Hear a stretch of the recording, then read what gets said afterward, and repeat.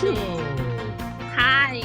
Hello. This is the Cold Show after dark, baby. Oh yeah.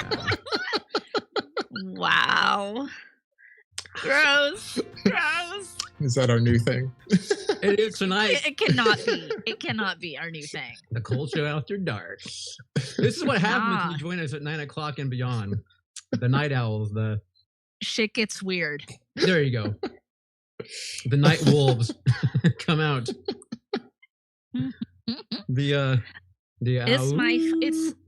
Oh shoot. It's Yeah. My fault, you guys. It's my fault we're late. But It's it's not your okay. You know, things you had to work. happen. Yeah. Things happen. And more but it's importantly, okay. you're doing God's work. So it's okay. God, I am though. I really am. Yeah. You're gonna tell everyone what you I'm do like- or no? I Give 'em a work little- for a not-for-profit for animals. So if you like animals, There you go. yeah. Good So job, Sandra. I'm basically like a saint. We all know You this. are Saint Sandra. Yeah. There you go. I'm totally like fucking saint, like hella Jesus energy. Yeah, Hella. Fucking- from this one. Yeah. I think A24 should make a movie about you. Oh my I agree. God. That Oh, would be I cannot awesome. wait for Saint Maud, you guys. Oh my know. God, it's killing me. I haven't seen it yet. Well, Neil's got me all excited for Saint Sandra, Saint Sandra's even better. Oh, it's gonna be like patron saint of cats, Blood Eagles. felines. Patron Saint of Blood Eagles. cats and blood eagles. Oh, Blood Eagles gets a shutdown. She loves them Blood Eagles. I do. Ugh, I do. Oh, What's wrong with me? I can't imagine the weird stuff that goes on when you're in Scott's bedroom. So No, can't you know, imagine. it's no one could know. no one could, yeah. No one can Yeah. fathom. I can't Okay. even. They can't even. So, what's going on this week, guys? It's been a fucking week. It's been Elaborate. a week. Elaborate. It's Tell just us your pain. busy. Like Tell us your life is pain. busy. Life is busy. There's like 5 planets in retrograde. It's just a lot going on. What does that mean? I don't even know what that means. The 5 planets It in means retrograde. it means It's bad shit. cosmically, yeah. Like we're on an uphill battle. Oh, okay. Yeah. All right, that's good. I don't know anything about any of that kind of stuff. So, Oh, I She will is educate she you. is walking to school in the snow without shoes, uphill both ways. okay. Both, Yeah. yeah. Yeah, You know what? The That's snow what would be retrograde fine. is. It's the freaking heat that I can't stand. It is a little. How are you guys? How are you guys? terrible. How's Caleb? Uh, How is Caleb? I went back to work for the first time on Wednesday Are you back? for 3 hours. Oh, 3 whole hours. My God, you poor child. And I had the office to myself for like an hour and a half. It was Sounds pretty rough. amazing. It was great. Yeah. I love having like the office to myself. I can listen to podcasts and my weird music really loud and Listening it's to the all life. that Greatest American Hero, all cranked up real loud in your office. Just on repeat. Yeah. Just Good. on repeat. And the Tootsie soundtrack. Yeah. Nice. Duh. That's a given. Obviously. Okay. Duh. So, Sandra, are you drinking your usual sparkly? Oh, yes. So I'm gonna put it in my fancy glass, but I have a hop tea. It's the chamomile hops. So good. Mm. What do you have there? That looks like plummy. This is my after-hour drink. This is when you get Shut up.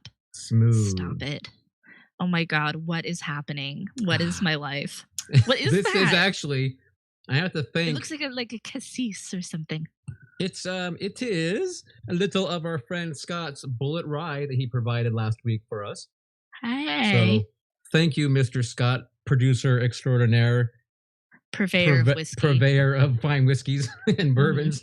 And host. And yeah, anyway, so I took a little of that rye, actually a lot of that rye, and then A I lot of mixed it. it with some grenadine, shuck it over some ice, And now I have a Boom. wonderful little warm after hours cocktail. It looks small. Is that going to be enough for you to sustain you? I had the whole bottle of the rye right here, so I'll find a way. I'll find a way. Just gonna drink rye out of a martini glass, you classy son of a bitch. You're like James Bond. God damn it! Don't fuck with me. Sorry. So if you drink it all now, then you tell Scott like next time we all come over, oh, I'm out of whiskey. You better bring some more. So bring like bring like my whiskey treat. Oh, Scott, I drank all the whiskey. Lisa, I need some more. He drank all the whiskey drink. I was gonna say it's like fucking Johnny Depp in the Pirates movie where it's cute in the first one and then he just keeps repeating, "Why is the rum always gone?" Savvy. So, yeah. I love the actually, I like those movies, but they do dwindle in quality. Yeah, they do. I'm gonna open my drink. Sorry. I like the first one. Caleb, what do you got? First one's great. I've got just a bourbon and ginger again. Okay. But it looks so pretty. It's so pretty. It's so Sandra pretty. can't. You have to. It's delicious too. What did I do? What did I do? You have to pour your drink before we can cheers the group. Yeah, I'm doing it. I'm sorry, I'm doing it right now. That's We're done. fine. I've got it. Oh Jesus. Okay. Cheers. Cheers. Happy Friday. Sure.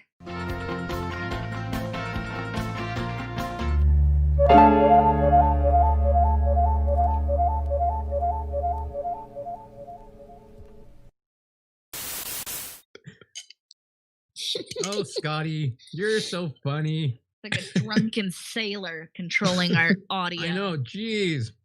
Wow. What will we do with the drunken Scotty? What will we do with the drunken just gonna Scotty? sing that. I was gonna say drunken. I was gonna say drunken producer though. That word. Oh, I like that. Yeah. Early in the morning. Oh boy, it's okay. This is after hours. This is what we do. This is like we said. It's gonna get weird. It's gonna get weird. It's late. All right, so let's say hi to Laura and Laura. Hi, Laura. How are you today? Apparently, the 9 p.m. slot is not prime time, so we got Laura. Hey, Laura, which is fine. That's all we need. We only need Laura. You know what? I don't even want anybody else. No. To be here Can right we now. block anyone else to join us? Is that possible? Yeah, we're going to. We're going to. Okay. The podcast people. Laura, can stay. this one goes out for you. This one's for you, girl. This one's for you, baby. Boom, boom, boom. You know what's exciting? What's what? that? Well, so like our subject is like, I was gonna call it uncut gems, but that's another thing. Our subject tonight is like our hidden gem like movie recommendations, and one of them that I was considering, but I decided it's gonna be an honorable mention. Actually, dropped on Shudder this weekend. It's really good. It's called Dig Two Graves. Okay. Dig Two Graves, it came out quite a while ago. And it's really good. And I've been like kind of, always in the back of my head, I'm like, oh, I gotta rewatch that because I really liked it. And now it's on Shudder, and it's like, look at that. Like, awesome. Watch your gems. It was meant to be. I love this subject matter. This is totally like my jam. Totally my jam. That's cool. Anyway, Murder Hornets. Are they back? Remember how they turned out to be not that big of a deal? Not yet. Jesus, wait till they have coronavirus and start stinging us with their coronavirus. Jesus. Our coronavirus. I mean, what the hell else is going to happen? A coronavirus. I don't know. So, Sandra, I was listening to your new episode of Spooky Slumber Party. Go on. Yes. And I know, right? We like to try and plug the show for you. One of my other shows. Yes. And I'm starting to pick up a little sense of that you guys think it's fun to screw with me. You kind of got mentioned maybe a couple of times. No, well, I think the words by I think Emma might have said was, I like to make Neil mad, I think, or something like that. She did say that. She did say that. And then the other thing was like a good thing because we were trying to think of a movie we thought was from the 80s. It was not. And I was like, where's Neil? So like, get Neil, we got Neil on this. Yeah. That's good. So Thank that you. was I like appreciate that. so you take like a compliment and you take like the You insult. take the good, you take the bad. Yeah. Take them both and there you have. Come on, Scott. The facts of life. Oh, Emma just popped in. Emma's here. She must have heard us talking about you. Emma, we were just talking about you. Emma. Yeah. Oh God, it's going down, people. Anyway. Okay. Yeah. So anyway, yeah. So I didn't get to hear the whole thing yet, but yeah. But it was so far so good. So all of our episodes are good ones, but this one is a subject we did hear a few weeks ago, which is unpopular opinions. I know. Yeah. It was great. It's wonderful. Everyone should go subscribe right now. Go listen to that, and then go listen to Genre Junkies.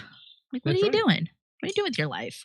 And then don't worry about our show though, because they already listened to that. They're already here. Well, you're already here, so yeah. Well, that's true. I guess that's a good point. Oh. You're so self-deprecating. I am. What else? I always am. There's no question. Well, let me go to the outline for the episode, and I can see what other talking points. Yeah. Guys. Yeah. I have watched 2 more movies. Idiocracy. Oh, from your shame list. And Dazed and Confused. Which means all that I have left on my list is The Shining. Wow. All right. Where are you guys at on yours? That's a great question, Caleb, and I will be addressing that in the coming weeks.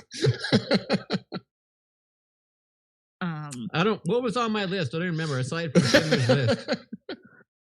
Neil's List, Schindler's List. There's so many goddamn lists. That's right. Yeah, that was your number 1, huh? Wasn't it? Yeah, it was. Hey, I don't remember. I have to listen to it again. Speaking of Schindler's List, I had to get a tire fix this week, and I pulled in next to this van. That it was a Nissan, and then above the Nissan sign, it had a sticker on it that said Liam Nissan.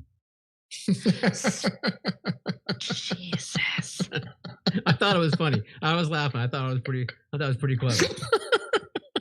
You see, because Liam Neeson is in Schindler's List, so he's also in that Taken movies with his particular set of skills.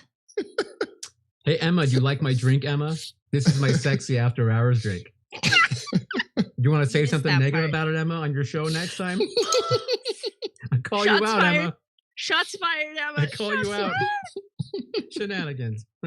Well, we've got Aquarius versus Aquarius. It's great. We do. That's right. You're right. That's right. I forgot about that. Yeah. Good point. So speaking of going to work, Caleb, as of today, Caleb and I are now considered essential. For the last 3.5 months, we have been non-essential. Oh my God. But the government of California has now declared that we are finally essential people. Well, so you guys were essential to me. Oh, thank you. But yeah, in Gavin Newsom's eyes, we didn't become essential. Actually, I lied. In Sonoma County's eyes and most other counties, movie theaters did not become essential until today.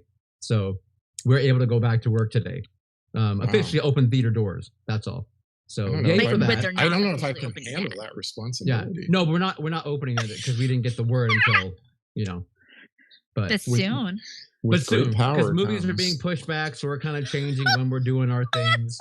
But it'll be soon. So, well, that's great. I mean, are we supposed to throw you a parade, get you a trophy? No, I just wanted to let everyone know that Caleb and I have been sitting in the corner non-essential for 3.5 months. That says a lot when someone calls you non-essential. Like discarded toys. Yeah. Yeah. Gathering dust and mold and had my dunce hat, just kind of sitting in the corner playing with myself because I'm not essential. So. God. Is that how you do it? Is that a peek inside your bedroom? Yeah. Well, this is the after hours show. You should see it in my office at work. But anyway, I've never walked in on that in your office.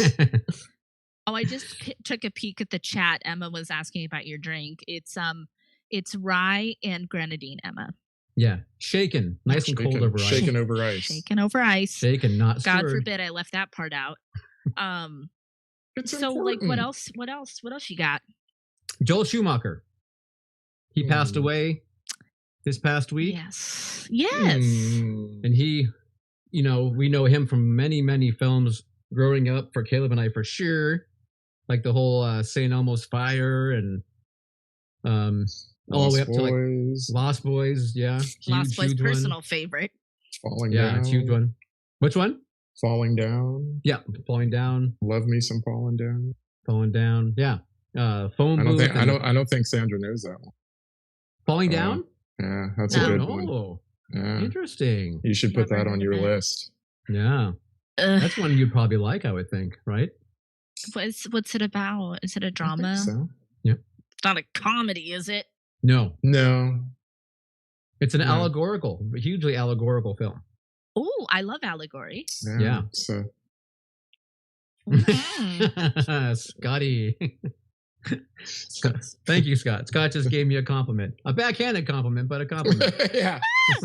Was it a And Emma, compliment? once he's done with that, he's just gonna start pulling whiskey in that fancy little cup I of think his. when Scott has zingers like that, he needs to turn his mic on so people can. Yeah, after hours, he gets real funny. I know. Maybe he should just turn it on for this show. Audience, vote. Would you like to hear Scott? They don't know what he says, but yeah. No, would Laura you says like she him to likes turn Falling his, Down. Would you like him to turn his Okay. mic on for the entire show? There you go. Or Scott's in the chat now putting it in there, so I maybe that would. works too. I would like it. I would. Anyway, so Joel Schumacher, I just wanted to give a little Yeah. shout out to him because he did make a lot of movies Yeah. that I loved indeed, and I'm sure Caleb and Sandra, I know you're a Lost Yeah. Boys gal. Very So much so. It's Yeah. one of my favorites. Yeah. this is the thing about Rest in getting power, old Joel. that sucks is that your people that you grew up, loving their work are dying because you're getting older, and as are they. And Well, You they start were seeing them dying drop off. before that. yeah, but I think the older, at least the older I get, the more I notice it. Maybe I don't know. Oh yeah. I mean, Romero, Craven, Hooper, like all these, directors that you grew up with are just kind of. Yeah. It is sad. We are losing bye-bye. some of our classic horror directors, especially. Yeah. Anyway, that's all I got to Alas. say about that. That's all I have to say about that. Take your sip of your drink, Kermit. Yeah. It's none so, of my business. Kermit? You know that meme with Kermit the Frog sipping his tea? No. You fucking love Kermit. I do love Kermit.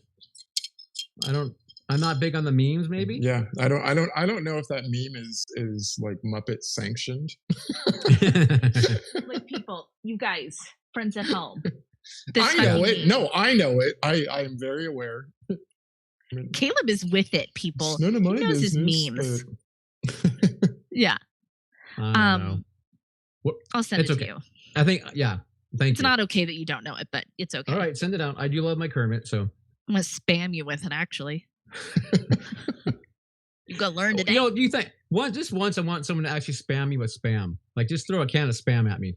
So just see what happens. So That's Neil, real that can gross. be arranged. No. Real gross, buddy. Careful what you wish for. yes, take it out of the can first. Maybe we'll see what happens. So I've splashed toilet water on you, but I've never thrown spam at you. good point. Sandra, take us into tonight's show, will you? What are we Yes. doing? So I kind of teased it when I was talking about it earlier. Tonight we are choosing a selection of our favorite hidden gems, not uncut gems. I keep wanting to say that, but hidden gems, aka movies that we feel are underrated, maybe a little underappreciated. We want to shine a light on them, and that's like one of my favorite things. It's not that I like personally, it's like I don't seek out like, oh, I'm gonna be the only person to see this movie, but I love it when I love digging through and like finding stuff that I can like recommend to people. It gives me life. So thrilled about this episode. Yeah, Very happy to be here.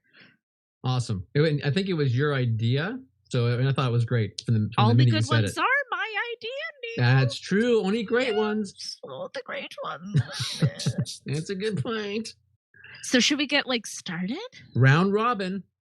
I go first. You go first. Number 5. I go first. So this was like, it was an easy list, but it was a tough list too, because wanted to give everybody, well, some for everybody. Okay. So coming in at number 5 for me is a little movie from 2014. I brought my years back, Caleb. I kept forgetting to do my years, and I love to put my years on my movies. Okay, anyway, number 5 is As Above, So Below from 2014, and see my cup. As Above, So Below. This is the cup I always have. So this was actually a theatrical release. So yes, a lot of people did see it. It is currently on Netflix, I believe, maybe a couple other services, but it is criminal. It is criminal how undervalued this movie is. And Emma out there watching, I know you love this movie too, and you also recommend it to people a lot. All of these movies, I want to tell you a little bit about it, but I want to be a little vague because I don't want, you should go into a movie. You should go into a movie pretty blind too, I feel. But it is about a team of anthropologists led by a lady anthropologist, and she's pretty kick-ass, kind of Indiana Jones type. And she takes the crew down into the catacombs of Paris, and chaos ensues. Yes. And yes, so if you are familiar with the term As Above, So Below, that kind of gives an idea as to what the film is about. There's some occult, hermetic vibes, which is like totally in my wheelhouse. So check it out if you haven't. I've never seen it. I am aware of the movie, but when I've seen it, it's probably even in my Netflix queue. But yeah, I would love to watch it with you. Never pulled the trigger. I'll have to do that. Yes. Yeah, that's one of that movie definitely makes you want to actually get into those damn catacombs and explore to see what you can find. Oh my god! Yeah, so you've seen it, Neil? Yeah, I saw it. I saw it on like a Netflix or something. Yeah, afterwards. Yeah. Do you like it? Yeah, I did. Yeah, no, it was fun. Yeah. Oh, I love that movie. Fun flick. Yeah, I want to go to the catacombs so bad, and I always joke that if I go there, I'm gonna treat it like my little Airbnb, and I'll lay out my blanket and put out my little lamp and be like, oh, this is so cozy. Yeah, I always wanted to live here forever. Yeah, I'll stay. Among what's his face, Quasimodo, and all the other Parisians that are resting down there. Yeah, sure. Maybe. Sure, why not? Possibly. No, Quasimodo's not real. How do you know? Were you there? What about Lestat? Was he real? He was based off of something. He's still alive. He's still ringing that bell in Notre Dame. God dang it! Caleb, you have the floor. Okay, my number 5. I'm going to start with a comedy, and it is a 2014 film called Cuban Fury.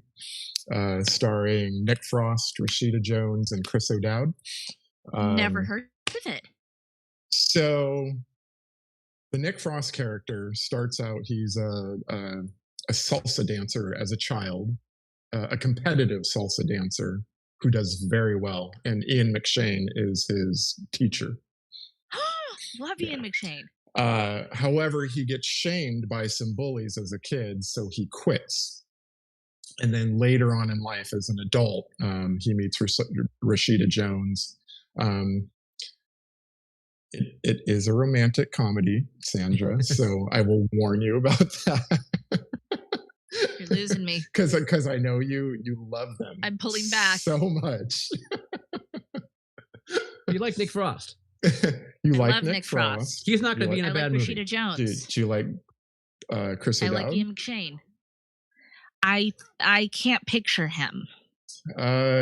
He was in a TV show called The IT Crowd. He was in Bridesmaids. Yes, I know who he is. I do like him. Yeah. This is a great cast. He's the antagonist in it, and he plays it very well because he's like the backstabbing, takes credit for other people's work. He's just a real schmuck, Anyway, I think I've talked to maybe one person that's seen this movie. Even that we played What's it. it called again? One more time. Cuban Fury. Cuban Fury. Okay. Cuban Okay. Fury. Okay. Yeah, I never saw it. All right. I remember when it came out, but I never saw it. Yeah, it was a Oh. little independent film that had no marketing quite behind funny. it, and therefore no one went and saw it. But and I don't even know. It's hella funny. I don't even know that I would have watched it had they not sent me the screener. So I was able to watch it at home. But I enjoy it. I laugh every time. I watched a couple nights ago just to make sure that it's still funny, and Still it was fresh. So still good. Cool. Sandra asked you Still if it number was, 5. Sandra asked you if it was hella funny. Hella. Is it hella funny? Hella Hella. funny. Okay. Good. All right. What you got, Neil? My What's your number number 5. My number 5 is Quite Alive, a comedy from 2008 called Hamlet. Number 2, Hamlet 2. This film is rated R. Haven't heard of it? Okay, No, good. I've heard of Hamlet. I've heard of the one from the Bard. Yes, no, this is This is a comedy Hamlet too. from 2008. That I'm glad you haven't seen it because I'm going to make you and Scott watch this one. Scott will love it because of it's. You're gonna no, I'm telling you, it's got okay. You know what Steve Coogan is? Yes. He's an English actor. Yes. Okay, Funny Steve man. Coogan, Funny man. Amy Poehler, Elizabeth Shue, David Arquette, Catherine Keener, Skylar Aston. So that's basically your main cast, and it's basically it's like Good cast. It's a failed actor turned drama teacher attempting to save the high school drama program by putting on a musical that he wrote.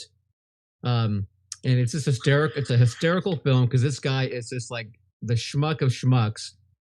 Like he That's doesn't the drive. freaking word of the night. What's that?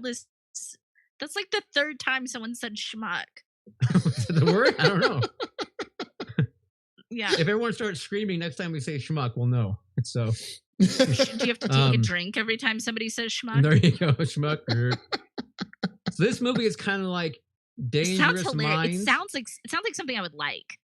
It's good. It No, sounds like it's something- good. I haven't even yeah. gotten to like the good stuff on it yet, but it's like Yes. Dangerous Minds meets The Hangover. I mean, it's he has to teach his class of ne'er-do-wells and whatever you want to call misfits and try and get him to Uh-huh. do this big play he wants to do, but the school wants to cancel his program. And it's just this guy is just down on his luck. His wife leaves him. I mean, all this crap happens to him, and all he wants to do is just try and become, he's not an actor. He wants to make a play and think he's this, can redeem himself basically. And he meets Elizabeth Shue on the way, who plays herself. That's And funny. he just, it's this, and basically the whole thing culminates in this gigantic play, the musical they put on, which they actually show, like the music and the songs they do. They have songs in it called "Raped in the Face" Jesus. And "Rock Me Sexy Jesus." So it's like the main showstopper, and it's actually a fabulous song. They have some other songs, like there's an Elton John song in there that kind of plays throughout that a song you all know. But it's really, really well done. The musical is really well done. Catchy songs. And I have here, I did some research, so I have a couple positive and negative reviews, like little blurbs that were said. Oh my God. So- I'm sorry, who are you and what have you done with Neil? Well, luckily, Sandra was late today, so I had time to do a little extra something for you. So Owen Gleiberman from Entertainment Weekly said, "A high school musical that would make John Waters proud." Oh, So that's the positive one. John And then Waters the negative one. I love John Waters. Yes. The negative one from Amy Nicholson at IE Weekly, wherever the hell that is. What the fuck Internet that Explorer is? Weekly. I don't know. Says Explorer Weekly. They're on. so. They're They'll be defunct. here later. They're on a very slow dial-up connection. Exactly. Yeah. It says, oddly, what's supposed to be a great comedy about a bad play is in fact a bad comedy about a play that looks pretty friggin' amazing. So that's the negative review of it.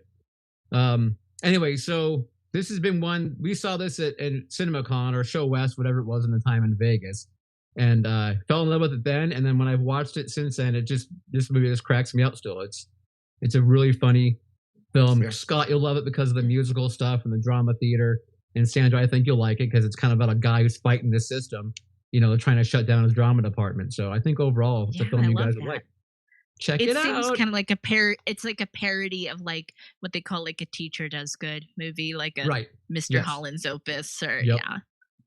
Oh my gosh, and you're very impassioned about this. I can't believe it's only your number 5. I know.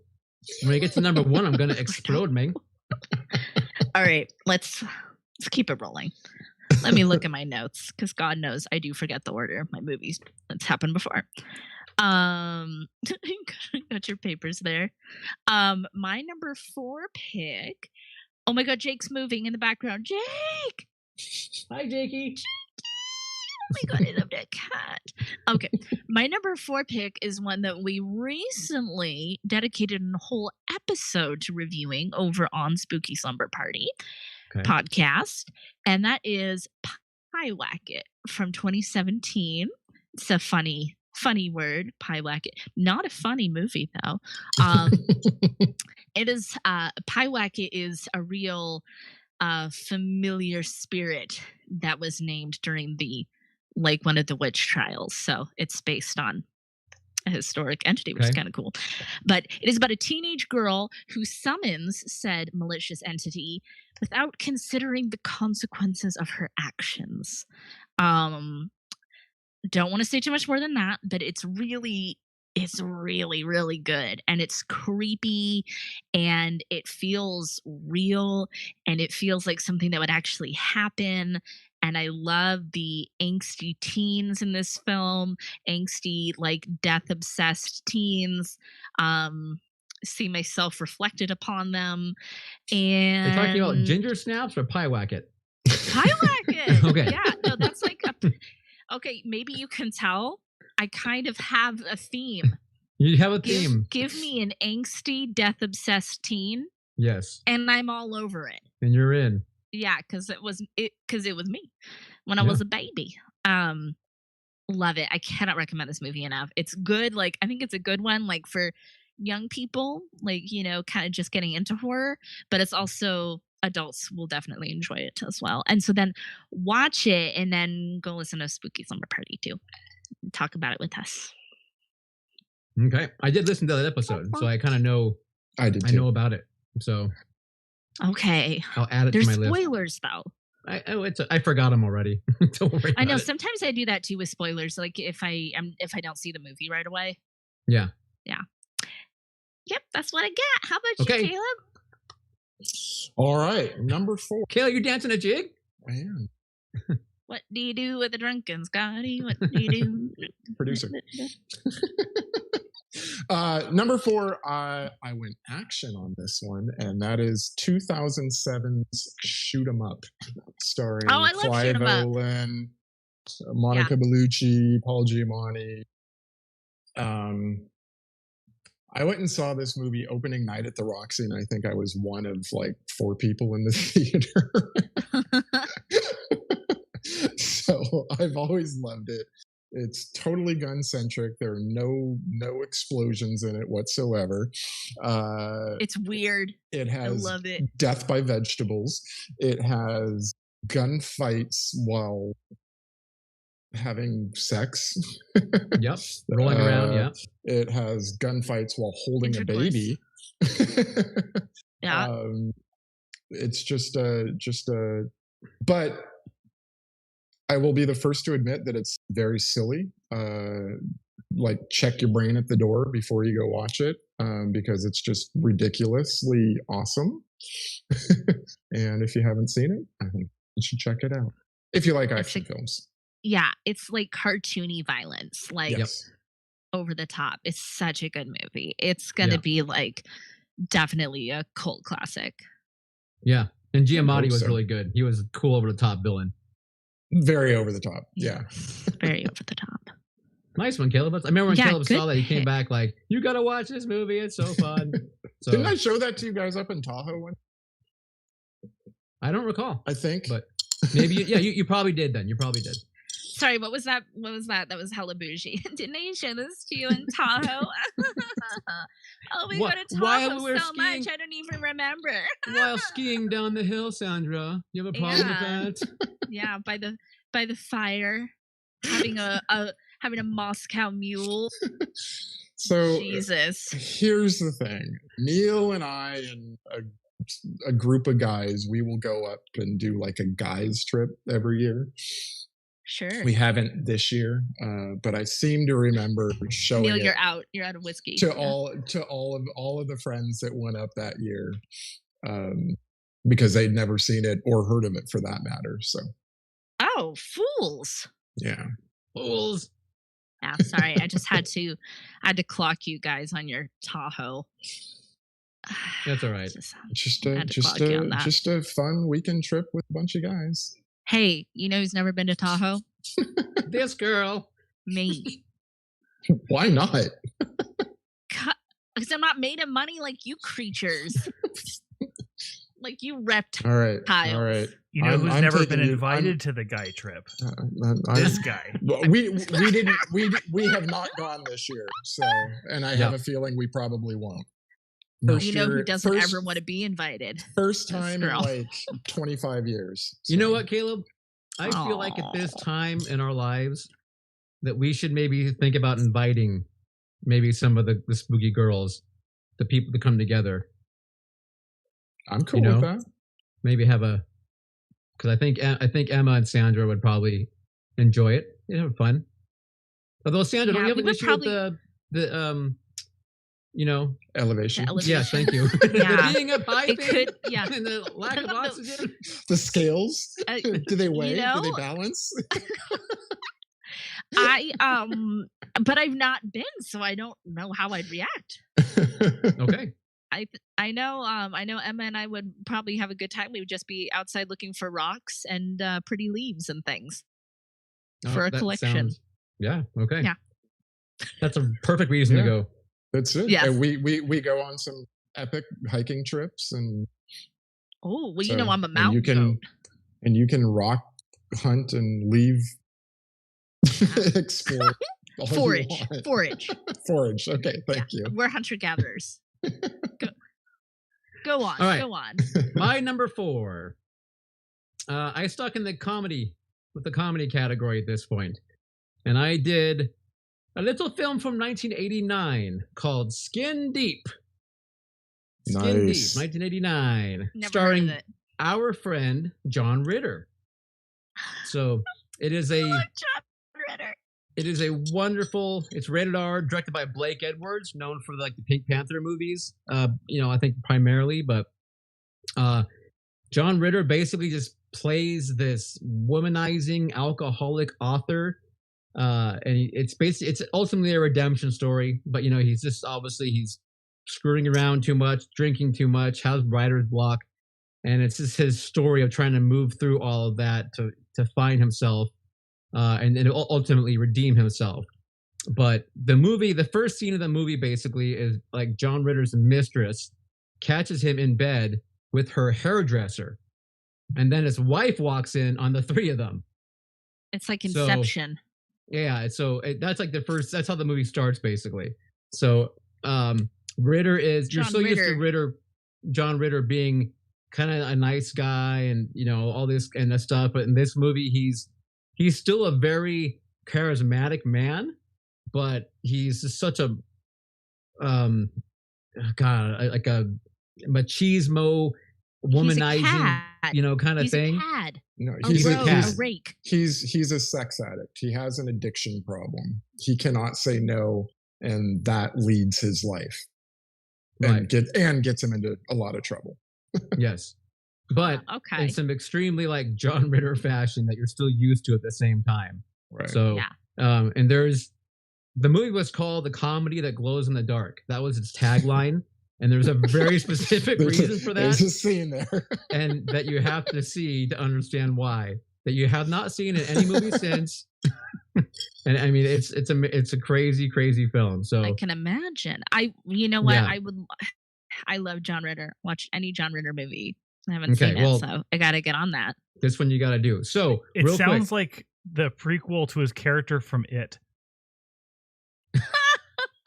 Oh my gosh, Benny Hanscom in the in-between years. Yeah. Yeah. So anyway, I recommend that one because that's one that I saw young and I still love it today. It's hard to get. I guess you can find it on something. You have to pay for it probably. I have a DVD. Yeah. They don't even make the Blu-ray, so I have a DVD of it. Oh wow. But yeah, it's a really great film. And one of the negative reviews is a sex farce with more schmarm than charm. Schmarm. Schmarm. Schmarm. Schmarm. Anyway, so Oh, number it's 4, favorite. Skin Deep. What is schmarm? Schmarm. What is schmarm? Men sounds- schmarm. Yeah, it sounds like a cheese or some sort of spread. Oh my god. Would you like a little schmarm on your cracker? Or like on your pasta, some grated schmarm. Good schmarm. God, no, thank you. Trying to quit. So we have someone named Visions. Visions Truth. Vision Truth. Yeah. Hi, So, welcome. John Ritter. God bless. Absolutely. Hell Visions yes. Truth. Hi, Visions well, Truth. you're just in time. Hi, welcome. You're just in Welcome. time for my number 3 pick, Perfect. which is an oldie, guys. This is an oldie from 1980. One of my childhood favorites one of the ones that I always credit was shaping me into the horror fan that I am. Okay. That is a little Disney film called The Watcher in the Woods. Oh. Anytime I Alright. meet people who are also Watcher in the Woods people, I instantly bond with them and we are family. We are family now. This movie is a little cheesy. You know, it's a little 1980. It's a little something, but it has haunting imagery. Incredibly creepy movie. I think it's a great intro. Like, I mean, you know, shape me into the lovable psycho I am today. And it can do the same for your children. I don't know if it's on Disney Plus, but it should be. I do have the DVD. It is available to find. And apparently there's a remake that was made for TV a few years back. I've not seen it, but I don't think I can support that. I think you got to start with the original. It's got Okay. Betty Davis in it when she's like 80 years old. Wow. Have you guys seen it? Do you know what I'm talking about? Yes. I saw that so long ago. So long ago. You're due for a rewatch, my friend. Yeah. It's creepy. It's wonderfully creepy and weird. Yeah. Yeah. That's Okay. almost like. Go ahead, Caleb. I was gonna say, I feel like I had to watch that in class or something, like in elementary I school. believe it is though. based on a book. Yeah. So But it was just like one of those movie days that you had, you know, yeah. like When your right before teacher's Christmas hungover? break or something. Yeah. Well, I Yeah. went to Christian school. Well, maybe they might have been hungover. Who knows? Your point, Uh, Caleb. Those people probably had to drink a lot. So yeah, Lincoln Valley Christian. What? Lincoln Valley in the house. Yes, I highly recommend. Show it to your small spooky children. That's back when Disney used to take a little little risks. yeah, a little risk like that. And they had the Something Wicked This Way Comes. I'm pretty The wasn't Wicked that This Way Disney Comes. also? That was Is that Disney. And there's another like Jodie Foster was in one called fuck, I don't remember the name of it, but it's like kind of a weird little movie like that too. Yeah, they did Yeah. their little weird ones they threw out there for us. Yeah. Anyway, go watch it. Go watch it. What are we on? Next. Caleb 3. Okay. Number 3. All right. So number 3 for me was something that I watched for episode, but it wasn't really a werewolf movie. But I'd never seen it before. Only kind of heard about it. And that's Freeway with Reese Witherspoon and Oh, Kiefer yeah. Sutherland. Yeah. It's a retelling of. Oh. You've never seen it? Oh wow! No. God. So I was so. I don't know. I thought I might get shit for putting this on my list, saying like that's not a hidden gem. Everyone knows that one. Anyway, No, I don't know that one. It's a retelling of Little Red Riding Hood. Oh, okay. Like a modern version, where Reese Witherspoon is Little Red Riding Hood and Kiefer Sutherland very creepily plays the wolf. Easily, had I thought about it, could have been on our best villains list. He's that bad. He's pretty fucking creepy. I love him. He does creepy well. I thought you were going to say he played Granny, but that's even better. No, Granny's in it, but you don't really see her that much. So is it Angela Lansbury? No. Okay, not interested. But my note that I wrote on this is a retelling of Little Red Riding Hood better than Company of Wolves. Oh, you hater! You hater, sir. I bite my thumb at you, sir. Yeah. Do you bite your thumb at me, sir? I fart in your Freeway. So yeah, it's called Freeway. That sounds awesome. I'm totally want to check it out. Yeah. Freeway. For sure. O'Neill. Right. The round robin continues. My number 3, we kind of segue now into, we'll call this a thriller, I think, maybe. And this is a 1998 film called Sneakers. 1998. Rated PG-13. Directed by Phil Alden Robinson. 1998? 1998. Okay. Yes. It stars Robert Redford, Mary McDonnell, Sidney Poitier, Dan Aykroyd, River Phoenix, Ben Kingsley. It's got a wonderful... How do you mean 88? 98. River Phoenix wasn't alive in 98. Are you sure? Pretty sure. Okay, well, I'm pretty sure the things said it was 98, and pretty sure it was the 90s when I saw it. I think I've seen this movie. Yeah, check it out, Caleb. Check it out, or Scott. I'm sorry, I didn't mean to interrupt you. But 92. 92. Oh my God, yeah. we're so off. That's okay. That's okay. I was like, together, 98 seemed late to me too, but I was just gonna go with it. Just go with it. Yeah. I'm old and senile. Give me a break. I know. Wait, who are you, bro? What's going on here? He transposed the 8 for the 2 for an 8. There you go. It happens all the time. I'm backing you up because I'm a huge River Phoenix fan and I love this movie. So good pick. Yeah. Thank you. And Emma's making fun of you. All right, Emma, it's on. As all Emmas should. Unfortunately, there's no forum for me to get back on their show. Unfortunately, so I'm gonna have to just start leaving comments on Apple iTunes or whatever it is. Yeah, that I like. I like the 2 girls, evil. But that one Derby Devil, she's nuts. Her opinions suck. Who is this girl? She's not a real horror fan. I'm a neckbeard. What gutter did you pull her out of? Jeez. Go back to 1980 with your skates. Oh no! I like torture porn. Oh my God, Emma, they're coming for you, child. They're coming for you. They're coming to get you, Emma. Anyway, okay. Can I get back to my pick? 92. 1992's Sneakers. Okay, the movie is basically about a computer hacker, Robert Redford, who has to escape, run from justice, and ends up heading a group of specialists who basically test the security of other companies' security systems. And then in doing so, the NSA comes to them, asks them for help, but it ends up being a whole espionage thing mixed in. This movie has got a bunch of really clever action and technology mixed in with comedy. It's very well done. Dan Aykroyd, of course, kind of plays I think for the most part, plays your levity. Him and River Phoenix together are kind of your comedy, your levity folks. Sidney Poitier kind of lends. Actually, Sidney Poitier does a really good job. He's got a couple of funny points in this movie as well. Yeah, he's kind of a revered actor. Yeah. Yes, he is. But he also does a couple little bits that are, for the laughs. It's not his usual role. No, exactly.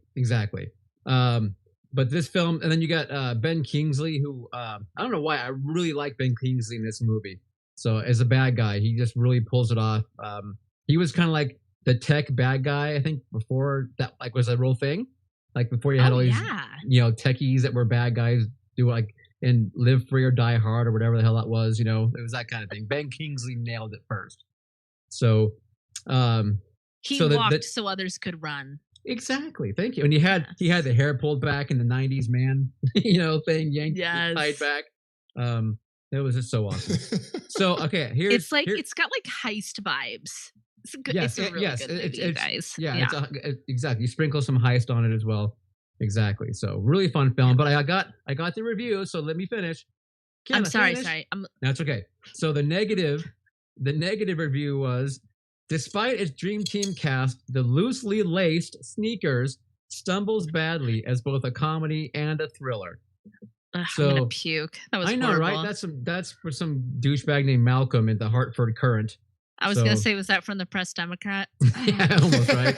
So Shade. The positive comment says, makes up for its gaps in logic with its breezy tone and its technological razzle dazzle. And that is from David Anson at Newsweek. So that's a razzle. Scott, have you seen Sneakers? Because that's totally a it's up your line, dude. I have never heard of it, but I am going to be checking it out now. This and Hamlet 2 are right up my alley. They are. Yeah, those are so. I would love to watch Hamlet 2 with you, Scott, if it's possible. I don't know how, but I would love to do that. I will absolutely watch that with you. Big party. Okay. I don't know how. I don't know how to push play. Like too old in technology. I know. When they let you out of the home to go watch a movie. Yes. Okay. Up next is my number 2 pick, which I mentioned this a while back when we did our summer vacation getaway road tripping movies as an honorable mention, but I really love it. So it is 2014's Honeymoon. This is a sci-fi horror movie about a young newlywed couple who go have their honeymoon at a lake cabin sort of situation. And the wife, B, experiences some strange things. Again, being vague and being the vagueness queen here. And there is a scene in this movie that is one of those scenes that is imprinted on your brain and you can never unsee it. And it is so gross and so good and so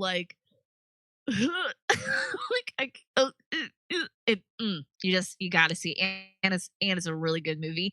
And the 2 people in it, the girl was in Game of Thrones. She was the you know nothing Jon Snow lady. Yes. And then I forget her name. And then the guy in it is also British, and he was in the first season of Penny Dreadful. And they both do really good American accents. And it is top-notch movie. More people should watch it and love it like I do. Okay. Yeah, I gotta check that one out. End. Where can you find it? It is streaming. It might be on the Netflix.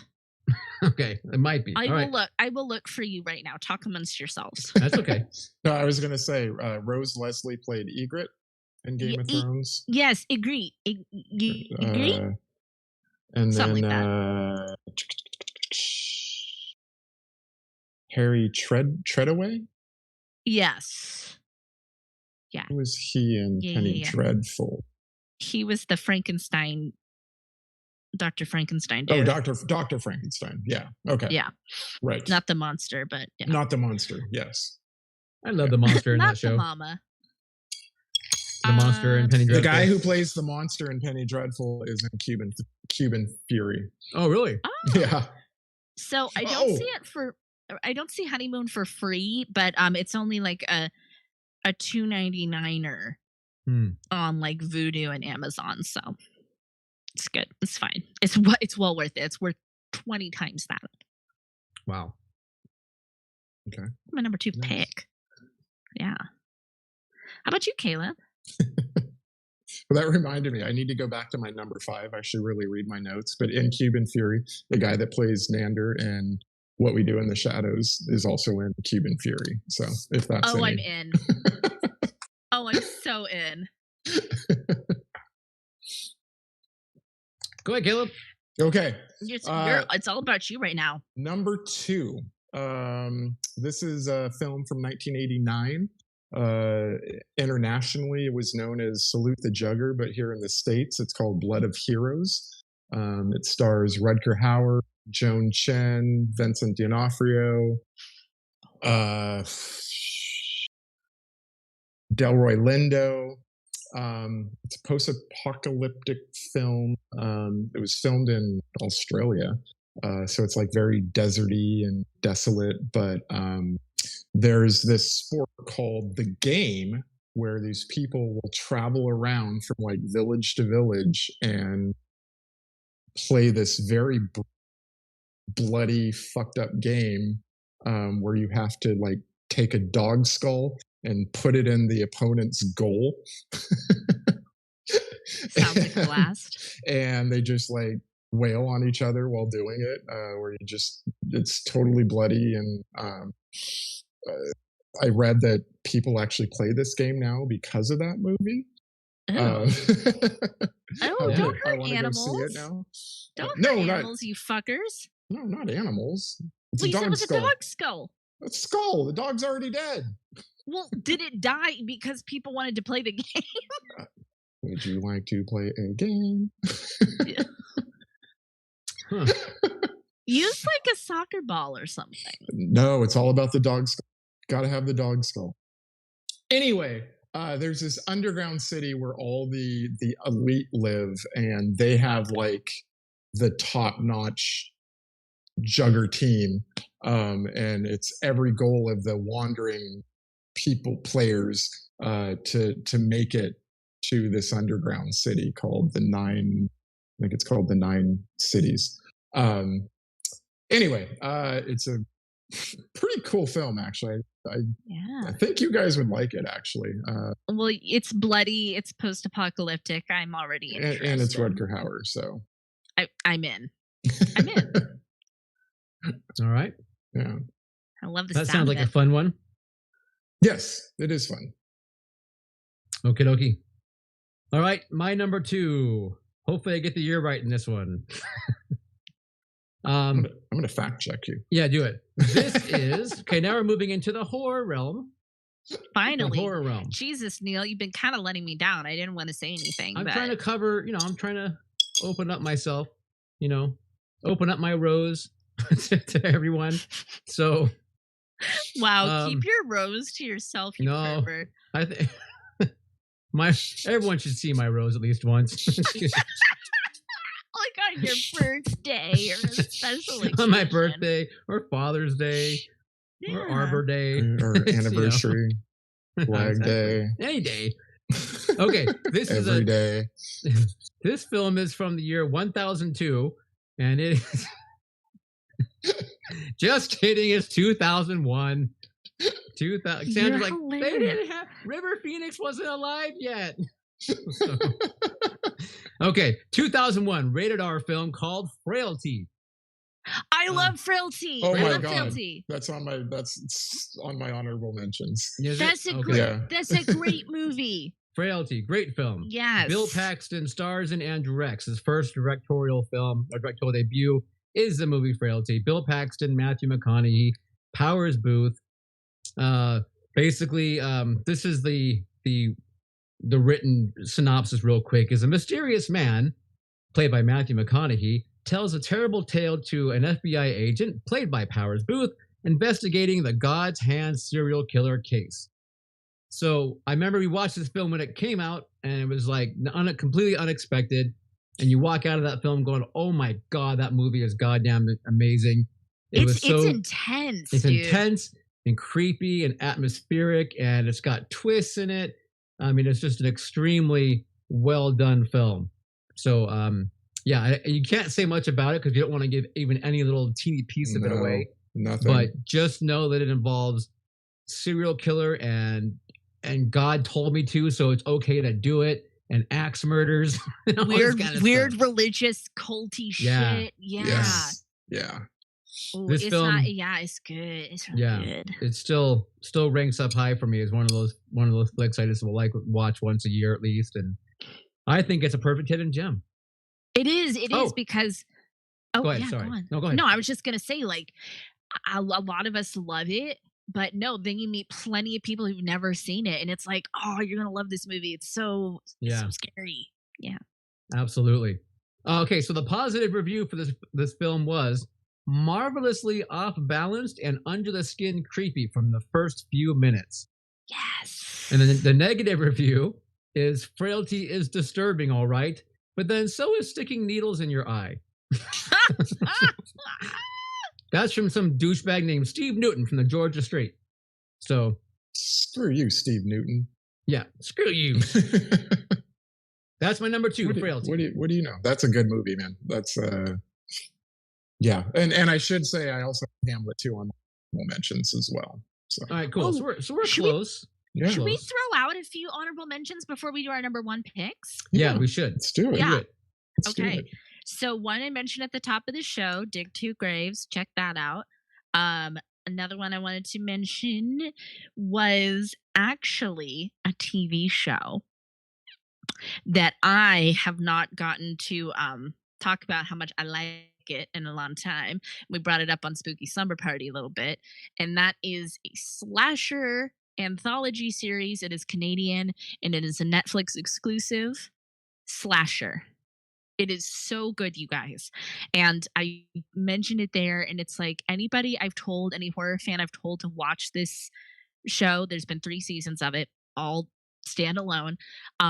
They love it. It's got a lot of like kind of throwbackish vibes in a lot of ways. And then it's also got some really biting social commentary in it.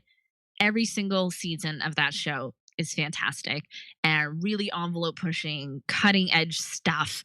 And season 2, Guilty Party, is probably my favorites. And then my other honorable mention is one that we spent a lot of time talking about last week, which would be Late Phases, which made it onto our werewolf list. And that's another one that I find so poignant and so creepy and like so moving. And it breaks my heart that more people have not seen it, because I think I told Neil, like, you know, horror doesn't get a lot of credit, you know, with like awards and shit. And it's like, this would be like an award-winning movie, like in the mainstream. Yep. That's it. Thanks for coming to my TED Talk. Those are my honorable mentions. I'm gonna check out Slasher. I saw that or heard your episode where you mentioned that, so I need to get to that. I love it so much. I've watched like every season like 2 or 3 times. Like I love it. Okay. Wow. All right. We need to stop giving us so much homework so that we have time to like go watch. We're our own worst enemies. So my honorable mentions, I had Frailty and Hamlet too. I also threw on Hector in the Pursuit of Happiness, which stars Simon Pegg and Toni Collette and blanking on his name, but the professional guy, Leon the professional, Jean Reno, Jean Reno, Jean Valjean Reno. Anyway, Simon Pegg plays a psychiatrist who decides to travel around the world to find out what makes people happy, because he's kind of like having, you know, personal crisis issues or something. So he's going to go figure out what it is. And it's a little sappy, but it just makes me smile every time. It's got a great message about, you know, what it means to be happy. And it's on Hulu if you want to check it out. So for free. Yeah. You know, I can make that really easy for him because horror makes me happy. Yeah. You did not. That never comes up.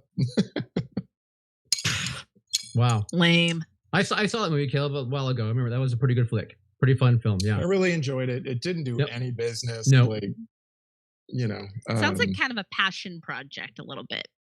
In a good way. Maybe. I also think the distributor Relativity was just going. They were having problems, and none of their movies were making anything. And I'm not sure because it was a marketing thing or what, but right. But it is worth it. It is worth it. I see if you some time. So check it out. Okay. Any others? Or did I take them all from you? Yeah, you took all. No, that's all I've got. Yeah. Okay. So I feel like Caleb and I, this is almost like a list for us we were made to do because we worked in a movie theater where we got a lot of these in the 90s, where we got a lot of these little films that no one ever came to see, but they were really good. And so several of those made my list, my honorable mentions. One of those is Searching for Bobby Fischer, which is a great film. Yes. You know, about the kid boy who plays chess. That is a good movie. I've seen that. Yeah, I actually just happened to watch it over the last couple of weeks. I watched it like a half hour at a time in between, just kind of doing stuff. Ben Kingsley again. This is like the Ben Kingsley. The Ben Kingsley hour. Episode. Yeah. So, and then we have a film called The Water Dance, which is a great film with Eric Stoltz and who else is in it? Caleb. Wesley Snipes. William Forsythe. That's it. Yeah. Who Neil and I met in Indianapolis one time, and we actually asked him about Water Dance, and he seemed so freaking surprised that we would bring this little independent movie up that nobody watched. You know. Never heard of it. I've never heard of it. It is a really good movie. About guys, and they're recently in wheelchairs, and they're doing physical therapy. Yeah. Oh, like water aerobics. Yeah. That's one of the water dance. I don't remember why they call it the water dance, actually. There's a scene in it where they talk, has like this scene where they say, like a water, anyway. But I don't really remember. It's been a very long time since I've seen that movie, but it is exceptional. Helen Hunt is also in it, right? Helen Hunt, yeah. Yeah. Oh, yeah. But no, it's basically Twister. People, they're living in a home for people who are having to go through, who are recently getting over the surgeries of having a broken back or something that happens to them. So they're all in wheelchairs, and it's just, it's like it's basically they're in a. I don't remember. Is it all men in that home or all men? Yeah. Okay, but and it's just about going through, that transition. So basically, and it's really excellent well done film, the acting. So agreed. And then my last one would be Bob Roberts.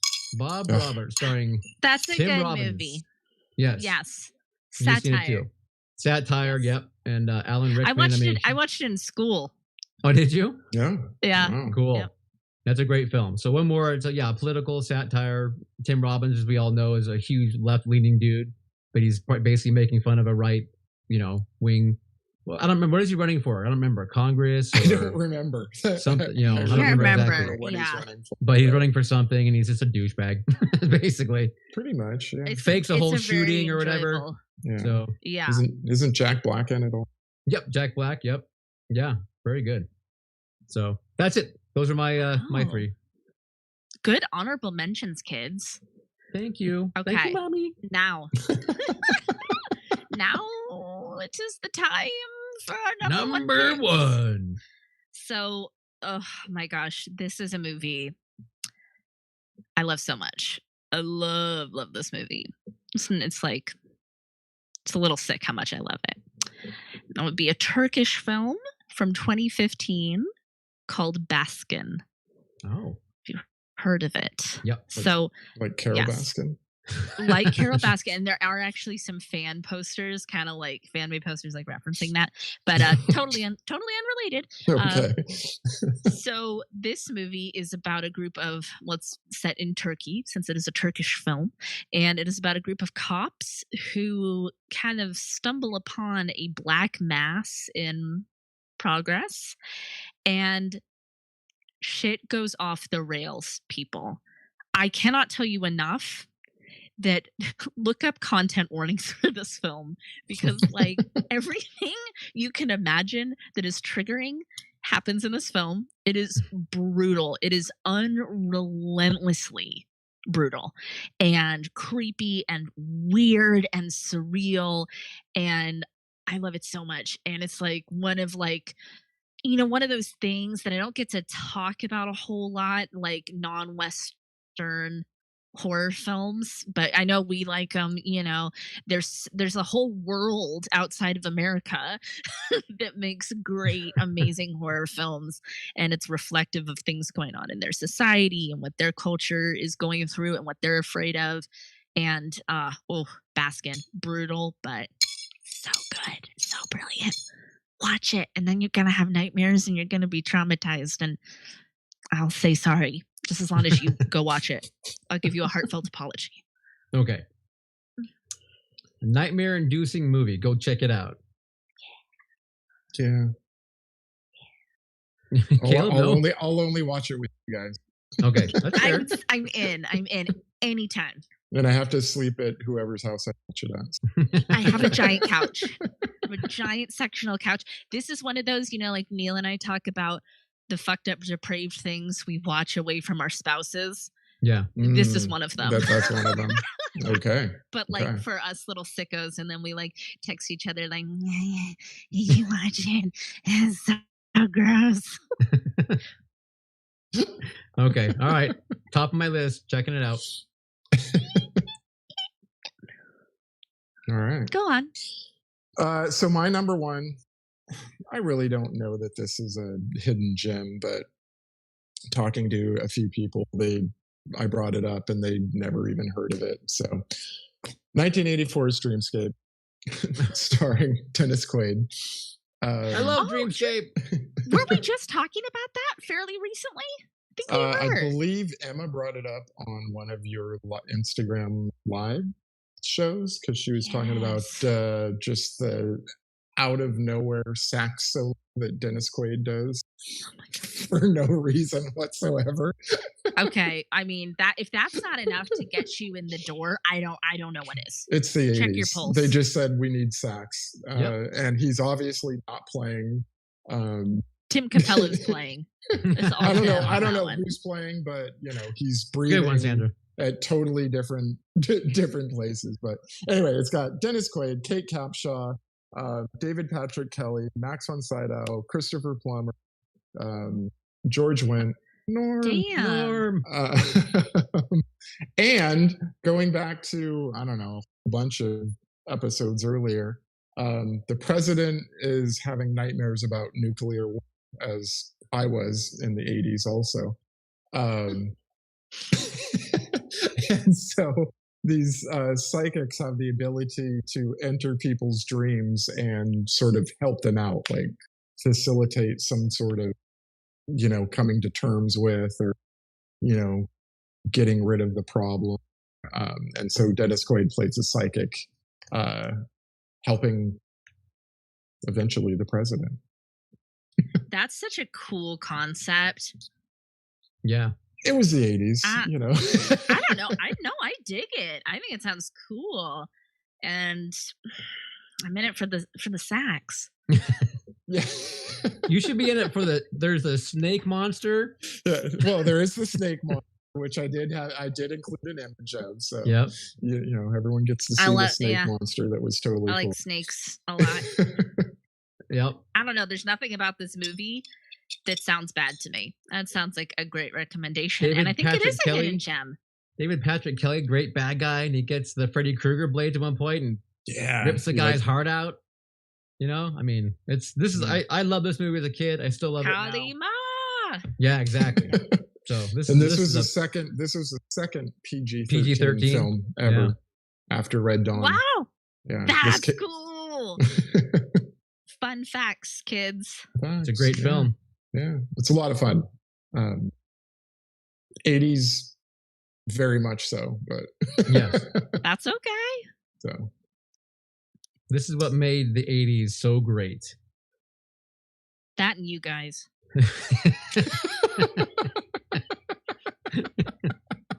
So true. So true. Oh, and Grammys. And Grammys, right. Yeah. And the Grammys. Okay. Go on, Neil.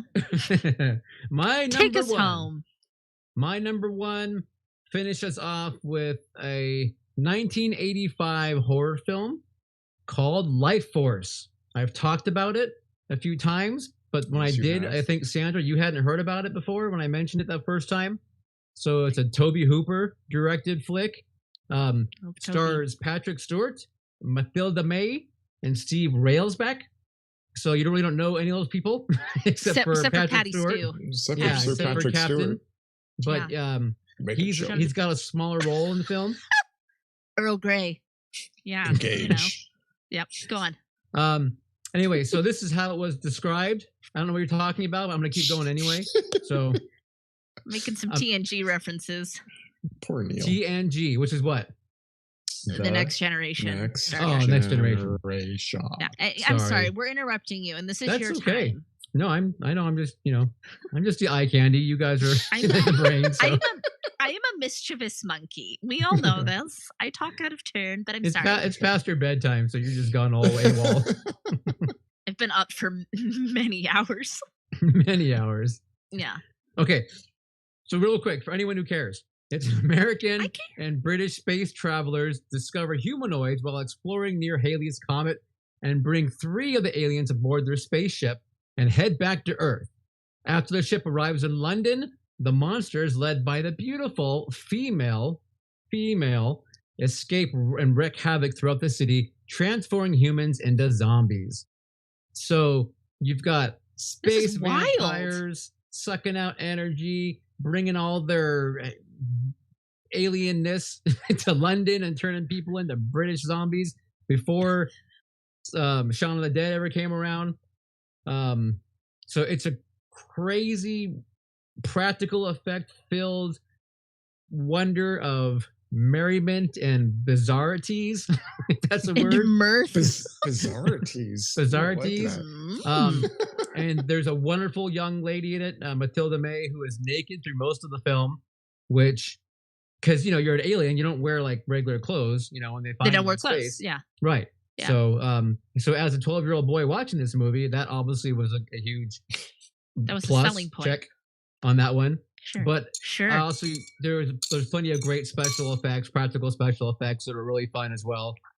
And it's a lesser known Tobe Hooper film, I think. I would say a lot of folks panned it, but if you like sci-fi and you like the horror mixed together, this is definitely that movie for you. The positive review on this movie was, how often do you find a sci-fi horror hybrid that dares to walk the high wire? Not often enough, I think. For that reason alone, Life Force deserves to be rediscovered. Oh, that was by Neil. That positive review. That was by me today when I was typing. And then the negative. You wrote that? No, you wrote that in everybody's yearbook the year it came out. That was my thing. Exactly. That was my thing. Yeah. The negative review on this movie is Life Force is a dog. So that's it. That's it. Wow. There you go. What's wrong with dogs? Dogs are cool. I mean, they're not cats, but they're fine. Good question. So, but not, my number one is Life Force. I think not a lot of folks have seen it. Enough folks have seen it. So I think it's worth a watch. All right. And by the way, Neil did not write that in my yearbook. He just wrote, "Have a great summer." No, he actually wrote something along the lines of, "I'm the only one that gets him." I still remember that. How do you remember this? Jesus. I don't know. Oh my god, that's so cute. Adorable. Oh, that's too funny. And when you go to Tahoe, you guys crack open your yearbooks and read your messages to each other. No, we like. Sure, I think I'm right. We like eat healthy and go on hikes and. Sure. Say I'm not going to drink too much and in bed by 10. And then you do. Yeah. No. Well, not. Some of us. That's funny, Caleb. That's funny. I feel like that was a super private moment that I don't know should have been shared with everyone, but okay. So cat's out of the bag now. So that was a private moment. That was between you and me. Jesus, Neil, it's not like you put your nudes on the internet. It's just a message. Things have definitely changed since. Maybe I don't get you now, but I don't know. For whatever reason, that stuck with me. That everyone else was like, "Have a good. Here's my number. Call me." Never called anyone. Right. Neil wrote this super nice. Yeah. So. Did you take up like a whole page and it's like, bro, I have other people to sign?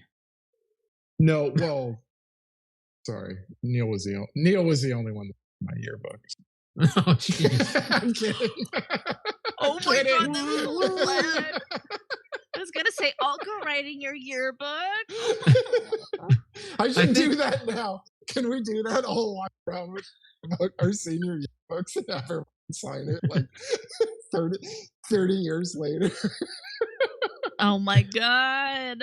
I think I set all my yearbooks on fire. I don't think they exist anymore. But yeah, I like if I ever go to a reunion again, I'm gonna bring my yearbook and like, fuck you, you didn't sign it. Sign it now. Yeah. Hey bitch, you never signed my fucking yearbook. You're like going through checking names, checking messages. Oh man. Anyway, Neil, sorry if I embarrassed you. No, it's fine. Yeah, we're playing for the show. We're playing for the people. There's the cat. Stitches. Oh, there's Stitches. Hey, Stitches. Stitches, you want to say hello to the people? Stitches. No, oh my god, she really does not. Okay, that's fine. I won't force you. No I'm not forcing. a stage parent. Okay, we have to go. Yeah, it's getting late. It's getting late.